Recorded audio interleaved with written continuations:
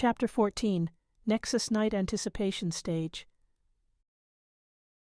A hush clung to the crumbling apartment complex, broken only by the hiss of leaky pipes and the wind rattling loose window panes. Beyond its sagging corridors, the city braced under a perpetual grey sky. Inside, Selene and the remaining watchers had gathered in a cramped upper-floor flat, a temporary hideout chosen more for its obscurity than any comfort. The stale odour of abandonment filled the air, mingling with the tang of worry that refused to fade. Selene stood in what had once been a living room, now stripped of furniture and layered in dust. Rainwater dripped through a crack in the ceiling, splashing into a bucket. The rest of the watchers huddled around a small table where Draven spread out a newly scavenged map. Nearby, Ethan adjusted a battery-powered lantern, throwing pale light over the group's exhausted faces. Ava was propped against the wall, her leg hastily bandaged from the rail yard ambush. She looked drained but alert, her empathic senses still tuned to the undercurrent of tension. Since the night they'd narrowly escaped certain capture, the watchers had stayed in small roving clusters. Now, for the first time in days, enough of them had regrouped to plan their next step. Draven ran a scarred finger along the map's edges. "We have intel on where the organization plans to unveil a new iteration of their dream weapon, some sort of mass projector that can force entire districts into controlled dreaming." He paused, swallowing the bitterness that weighed on his words. "They call it the Nexus engine. If it goes online, free dreaming becomes impossible." A ripple of shock went through the watchers. Selene's pulse quickened. She'd heard rumors, mass dream manipulation, entire populations lulled into compliance or terror, but to see Draven's grim confirmation hammered the danger into place. If they allowed such a thing to stand, every Dreamweaver's power and every common citizen's last vestige of freedom could be snuffed out. Ethan exchanged a glance with Selene before speaking. "We also have whispers that the final test for this weapon is scheduled soon, maybe in the next day or two. If they succeed, they'll roll it out across the city. That means we have a narrow window to act." The watchers stirred, fear and resolve flickering in their eyes. Ava winced, shifting her injured leg. "We can't fight that head-on," she murmured. "Enforcers guard it, plus the traitor in our midst might warn them of any sabotage." At that, the room grew tense, the unspoken possibility of betrayal looming over them. They knew one false move could cost them everything. Draven cleared his throat. "We can't storm the facility directly, but if we can sabotage the engine before it goes live, throw a wrench in its systems, cripple it from within, then we can buy time to gather more forces. Maybe even publicize what they're doing and spark open rebellion." Selene listened, heart pounding. She felt the watchers glancing her way. Oneiric Fusion. They expected her to help neutralize the dream-based aspects of this weapon. She rubbed her damp palms against her worn trousers, remembering the illusions that had cracked before. Could she be strong enough now? As if reading her thoughts, Ethan gave her a steady, supportive nod. She inhaled, letting that small gesture fortify her. There's no going back. With the plan taking shape, watchers dispersed in pairs to scout possible entry points into the restricted district that housed the Nexus engine. Draven and a few others pored over newly decoded data from the archives, gleaning hints about how the weapon's dream technology might function. Meanwhile, Ava fought her physical pain to focus on an empathic technique that could shield a small group from detection by enforcers. Selene found a moment of quiet in a side room, away from the constant churn of urgency. The walls here were chipped and molded, but at least it was silent except for the patter of rain against grime-streaked windows. She sank onto the floor, hugging her knees.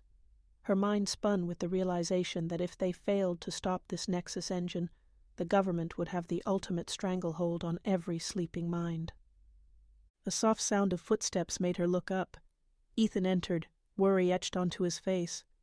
"Hey," he said gently. "Thought you could use a break." She mustered a half-smile, gesturing to the musty surroundings. "This is about as much of a break as I can get." Ethan settled beside her, letting out a weary sigh. "We're doing the right thing, you know." Selene nodded. though her heart felt too heavy for words. Quietly she asked, "Do you believe we can really stop them?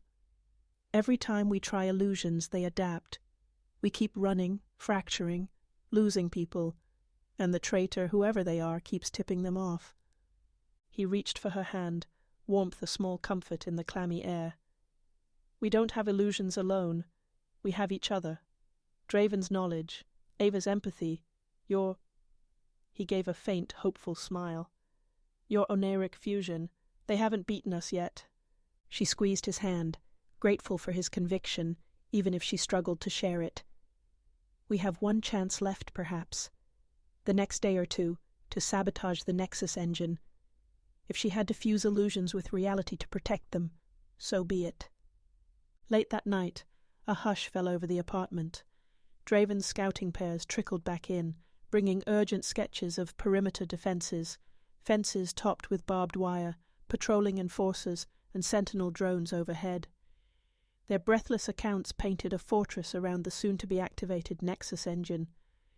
In the dim main room, watchers huddled around Draven for a final briefing. Rain pounded on the windows, a low roar that seemed to intensify the tension. Draven rested his palms on the battered table. "Listen, we're short on numbers, and we have no illusions about fighting off the entire garrison. But infiltration, targeted sabotage might work. The engine's power supply and dream interface are likely its weak points. If we can disrupt that, the meltdown may be unstoppable." Ava grimaced from her corner, still nursing her injury. "We need to slip inside unnoticed. My empathic cloak might mask a few of us from enforcers, but if their dream sensors or disruptors pick us up, illusions won't save us." Ethan blew out a steadying breath. "We'll form 2 teams, a diversion team to draw the main guard's focus, and a small infiltration team to sabotage the engine. Selene, you should be in the infiltration group. If they fire up dream-based barriers, you might be the only one who can dismantle them from within." A hush greeted his words, watchers exchanging uneasy glances. Selene's stomach twisted at the prospect. So much rested on her, on powers she still felt were precarious. But she raised her chin, forcing confidence. "I'll do it," she said softly. "We can't let them enslave people's minds." A flicker of relief brushed Draven's features. Then it settled. "We meet an hour before dawn, approach under cover of darkness. By tomorrow night we strike." He paused, scanning the watchers' weary faces. "This is our best chance to stop them before the Nexus engine goes online, and to show the city there's still hope." The watchers nodded, a grim chorus of agreement. They dispersed to ready weapons, illusions, or their own battered resolve for the night's upcoming mission. The traitor loomed unspoken in everyone's mind. Would they tip off the organization again? Or would the watchers finally slip under the radar? Long after the watchers had settled into makeshift sleeping spots, Selene stood at a cracked window, gazing at the rain-streaked city. Even the street lamps looked lonely in that gloom. The tattered dream tome lay in her lap, its pages half glowing in the faint lamplight. Over the last few days, she'd gleaned new techniques from the tome, but it felt like only a fraction of the knowledge needed to harness Oneiric Fusion fully. Lightning flashed, and her reflection in the glass revealed tired eyes, a tense jaw. She recalled her parents' faces, flickers from her forced memory recall, and the anguish of not knowing their fate. If the Watchers succeeded with tomorrow's infiltration, maybe they could unravel more of the regime's secrets, rescue the living, or avenge the fallen. The thought hardened her determination. A rustle behind her. She spun to see Ethan, one hand resting on a nearby chair. He said nothing, but the quiet understanding in his gaze was enough. She stepped into his arms, letting the weight of impending action sink into the circle of warmth he provided.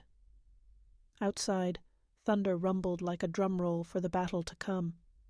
They stood that way for a time, no words exchanged, only the hush of breath and the distant patter of rain. In that moment, Selene embraced the flicker of hope within her. Tomorrow, they'd face the heart of the regime's dream manipulation. A storm gathered in her mind, a fusion of fear, anger, love, and defiance. If illusions were shadows cast by the mind, then Oneiric Fusion could be the lightning that illuminated truth. This time, she vowed silently, I won't break. If the Watchers needed a storm to stand against the regime, she'd become it. She'd harness every ounce of dream energy and fear, shape it into something unstoppable. And if the traitor among them tried to sabotage the mission, well, illusions aside, they'd soon learn there was a far mightier force stirring in her heart.